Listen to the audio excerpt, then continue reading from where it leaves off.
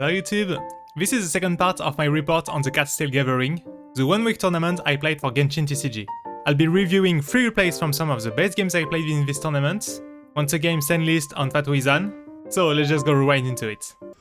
So this was game 13 for me in the tournament. I was against Genius Invokation, which ended up being 3rd in the Europe leaderboard, which is super impressive in my opinion, like 29 wins and 6 losses. And I really think that Genshin is a game where the luck is really limited compared to other TCGs, to have someone that has such a good result. He was playing with Shinobu Herald Lynette deck that was pretty unknown to me. I just knew that Shinobu was kinda defensive, and Herald could be very annoying with his +1 cost. So far he just set up with Lumen, activating the Shinobu skill. So whenever he switches up, he'll get a free 1 electro damage on my characters. I do have a lot of draws. I have the Opera, which is dice fix, and if I have more things equipped, if I have more total cost than him equipped, I'll get some extra aces on the next turn. He does equip the Herald talent, but that should be okay. I don't have the bow yet though. I don't really profit from Opera yet. And I do get the bow bouncer, but I decided to discard it since I don't have it yet.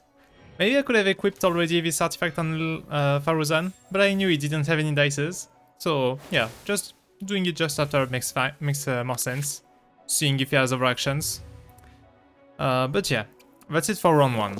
Just little setups, and I do think that once again I'm not keeping the arcane and not trying to do the Fatuizan FTK. Not yet.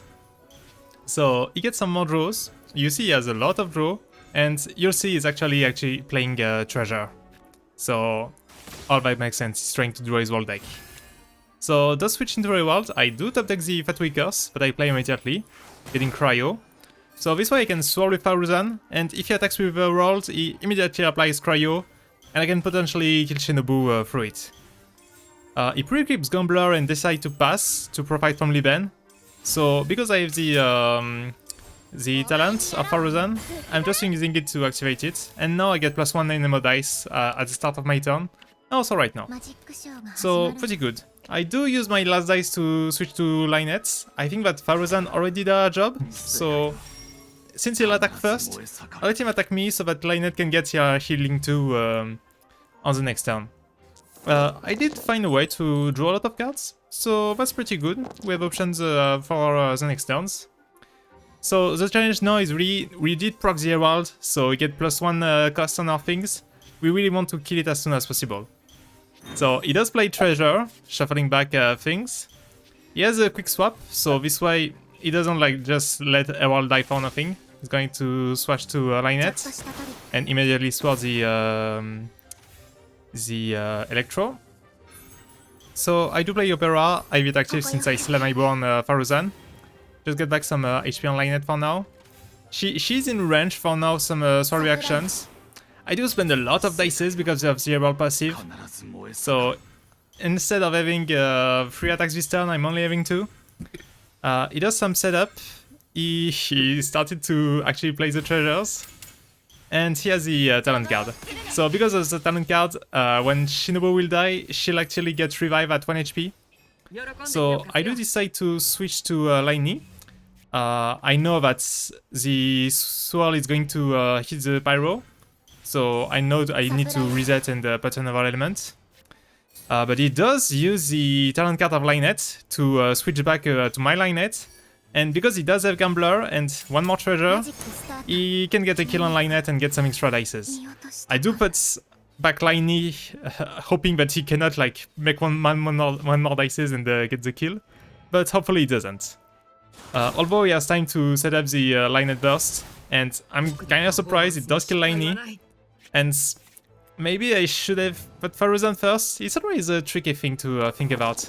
When one of your characters dies, which one should you switch to? Because you really need to know like what can be the input for the next 2 turns. But I do have the food for +2 damage on my next skill.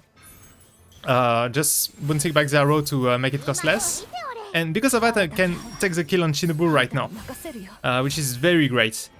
The food is just so important for this kind of situation. because it's just one more attack that doesn't take an action, so that you can instantly get a kill.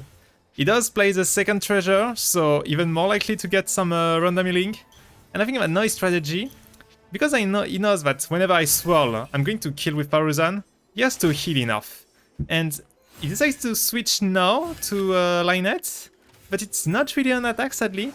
The thing is that if he was trying to attack with Shinobu, he would take the cryo damage on because of the Fatui spell, so he would have died. And he plays 2 more treasures, he heals a lot, but sadly he's unable to finish my Fatuizan. And I do think, yeah, because Opera triggers, since I killed the Lionette, I'm finally back into having more dice spent on events, and I can finish the game like this. So very cool to actually take one of the few losses of this guy. Now this was my game 14, and it's a mirror match against Silky Love, once again a player from AAA. I think they're all using this same cat picture to just show having this common symbol. I do get the double quick switch with an emo, which could be pretty important. I really like it having it early. Having a way to put Pyro and then instantly swirl with Fatuizan. So we buff often with Liney. He does have like not exactly the same position. I'm not really sure what it changes. I think that if he gets overload on Liney, he'll get to Lionette. I think it's not really optimal, but it's all okay. I do have the bow, so I'm just trying to instantly swirl Liney and put in some damage. Only 1 dice left, so I have to pass. And then he kills the bow. He's going to use the skill for only 1.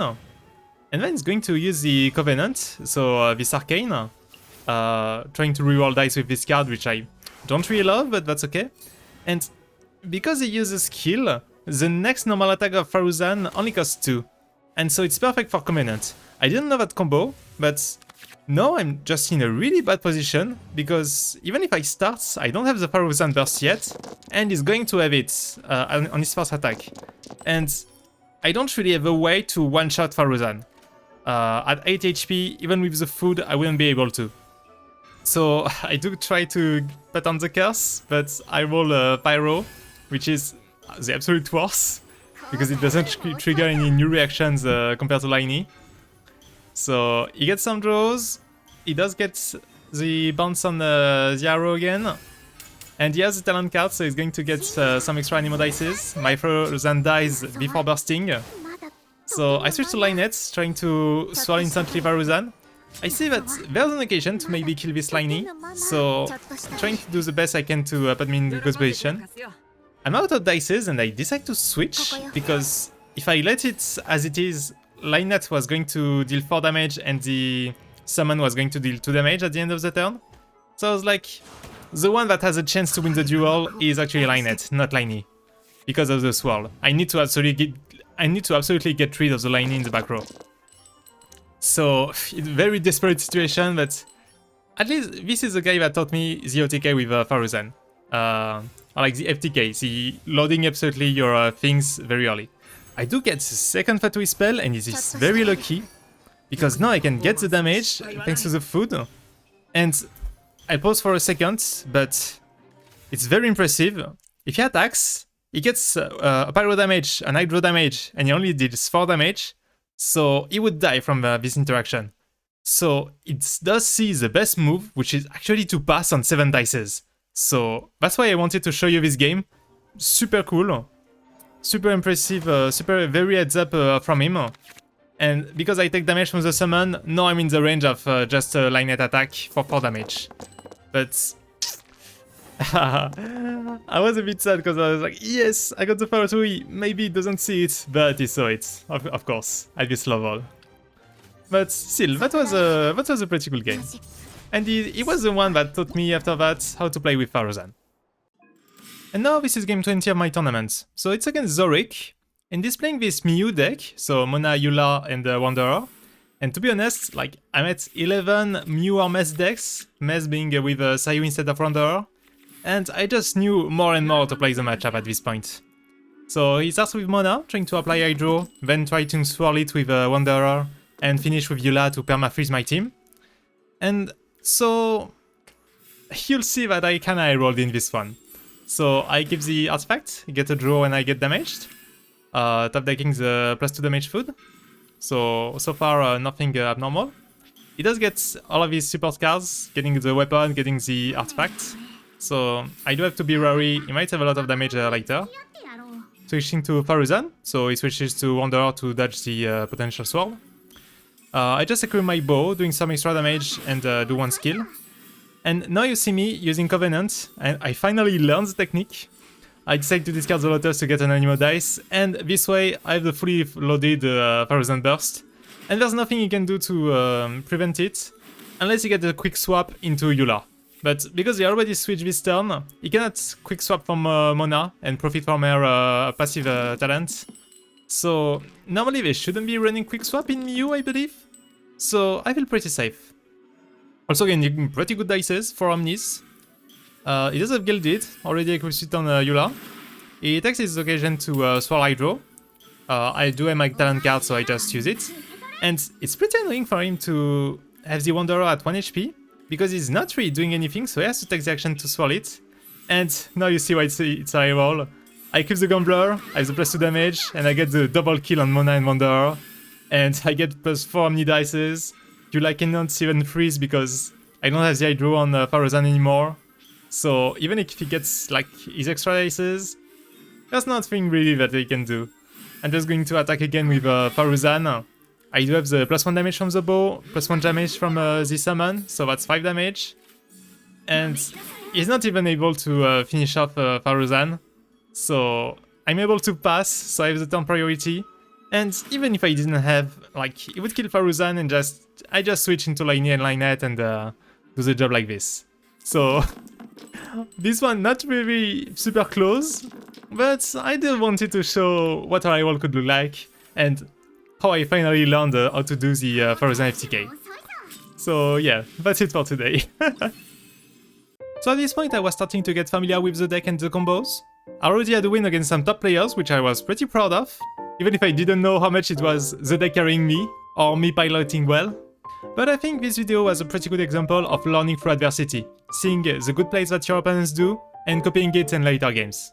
I'll be doing the last part on my report this week, so subscribe if you don't want to miss that, like the video if you did, and I'll see you on the next one. Bye bye!